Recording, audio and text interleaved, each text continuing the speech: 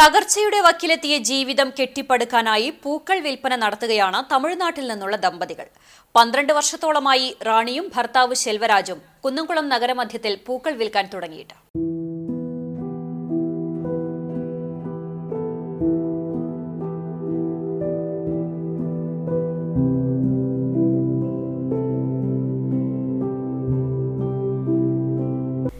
ശ്രീലങ്കയിലെ വംശീയ കലാപത്തെ തുടർന്ന് ശ്രീലങ്കയിൽ നിന്നും 1981 റാണിയും സെൽവരാജും അടങ്ങുന്ന 80 കുടുംബങ്ങൾ രാമേശ്വരത്തിലേക്ക് കുടിയേറിയത്. അന്ന് ഇനിയുള്ള ജീവിതം എങ്ങനെയാകുമെന്നായിരുന്നു ഇവർക്ക് മുൻപിലെ ചോദ്യം. ജീവിതം കരമുട്ടിക്കാൻ റാണിയും സെൽവരാജും ചെയ്യാത്ത ജോലികളില്ല. ഒടുവിൽ തങ്ങളുടെ ജീവിതം മെച്ചപ്പെടുത്താനാണ് രാമേശ്വരത്ത് നിന്ന് കേരളത്തിലേക്ക് എത്തിയത്. കറ്റാർവാഴ വിൽപ്പനയായിരുന്നു ആദ്യ ജോലി. തുടക്കകാലത്ത് ലാഭകരമായിരുന്ന കച്ചവടം പിന്നീട് വാങ്ങാൻ ആളില്ലാതെ വന്നതോടെ നഷ്ടക്കച്ചവടമായി. ഇതിനിടയിലെത്തിയ കോവിഡും അതിനിടെ സെൽവന് സംഭവിച്ച വാഹനാപകടവും ഇവരുടെ ജീവിതത്തിൽ കരിനിഴൽ വീഴ്ത്തി. ഇവിടെ വന്നിട്ട് ഇവിടെ പൂവിട്ടിട്ട് ഇപ്പോൾ 12 വർഷമായി നിൽക്കുന്നു അല്ലേ? ഫാമിലി ആയിട്ടാണോ വന്നിട്ടുള്ളത്? ഹസ്ബൻഡിനാണ്. ഹസ്ബൻഡ് എന്താ ചെയ്യുന്നത്? ഹസ്ബൻഡുക്ക് കൈകാൽ ഊണം. ഹസ്ബൻഡ് കൂടിയാதான் വച്ചിருக்கு. അപകടത്തിൽ സെൽവരാജിന്റെ കൈക്കും കാലിനും സ്വാധീനം കുറഞ്ഞതോടെ മുന്നോട്ടുള്ള ജീവിതം പ്രതിസന്ധിയിലുമായി. എന്നാൽ തോറ്റുകൊടുക്കാൻ റാണി തയ്യാറായില്ല. അങ്ങനെയാണ് പൂക്കച്ചവടം തുടങ്ങാൻ തീരുമാനിക്കുന്നത്. കുന്നംകുളം നഗരമധ്യത്തിൽ കച്ചവടം ആരംഭിച്ചു. റോസാപ്പൂക്കളാണ് പ്രധാനമായും ഇവിടെ വിൽപ്പന.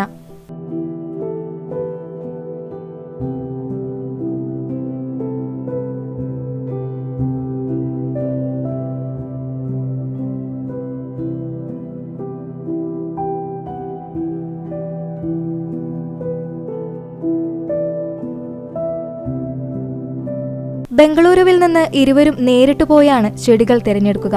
വ്യത്യസ്ത ഇനം ചെടികൾ കൊണ്ടുവരാൻ പ്രത്യേകം ശ്രദ്ധിക്കാറുമുണ്ട്. ബാംഗ്ലൂരിലിருந்து സാധനം എടുത്തിട്ട് വരും. 3 ദിവസം ആവും പോയിട്ട് വരെ. ഇവിടെ സാധന കച്ചവടം ഇവിടെ താമസം എവിടെയും പോകില്ല. അപ്പോൾ സെലക്ട് ചെയ്യാനായിട്ട് 3 ദിവസം എടുക്കുന്നത്. ചേച്ചിയും ഹസ്ബൻഡും കൂടി പോയിട്ടാണോ പൂക്കളൊക്കെ സെലക്ട് ചെയ്യുക? ഹസ്ബൻഡ് കൂടെ കൂട്ടി പോകും. തനിയെ പോയിട്ട് വര മുടിയാത്. 3 ദിവസം ആവും പോയിട്ട് വരെ. തനിയെ പോയിട്ട് വര മുടിയാത്. രാമേശ്വരം ചെണ്ടുമല്ലി, പലയിനം പനിനീർ പൂക്കൾ, ഡേസികൾ എന്നിങ്ങനെ പലയിനം പൂച്ചെടികൾ റാണിയുടെ പക്കലുണ്ട്. രാവിലെ 8 മണി മുതൽ വിൽക്കാൻ വച്ചിരിക്കുന്ന ചെടികൾ തീരുന്നതുവരെ റാണി കച്ചവടം തുടരും. ഞായറാഴ്ച ഒഴികെ ആഴ്ചയിൽ എല്ലാ ദിവസവും റാണി പൂച്ചെടിയുമായി കുന്നംകുളം നഗരമധ്യത്തിലുണ്ടാകും. മനസ്സിനും കണ്ണിനും കുളിർമയേകുന്ന പൂച്ചെടികൾ വളരെ തുച്ഛമായ വിലയിലാണ് റാണി വിൽക്കുന്നത്. ആഹാരമായും വസ്ത്രമായും പലരിൽ നിന്നുമുള്ള സ്നേഹവായ്പകളും മുന്നോട്ടു പോകാനുള്ള കരുത്ത് നൽകുന്നുണ്ടെന്ന് റാണി പറയുന്നു. ഇവിടെ ரொம்ப கஷ்ட சூழ்நிலை வந்தது. அது തമിഴ്നാട്ടിലിருந்து കേരളാവുക്ക് പൊളിக்கிறதுக்கு தான் വന്നത്. പഴയ ബസ് സ്റ്റാൻഡിലെ വരാന്തയാണ് റാണിക്കും സെൽവരാജിനും കിടപ്പാടം. ജീവിതത്തിന്റെ കനൽച്ചൂട് പൊള്ളലേൽപ്പിക്കുമ്പോഴും തണലായത് ഈ നാടും നാട്ടുകാരുടെ സ്നേഹവുമെന്നാണ് റാണിയുടെ പക്ഷം.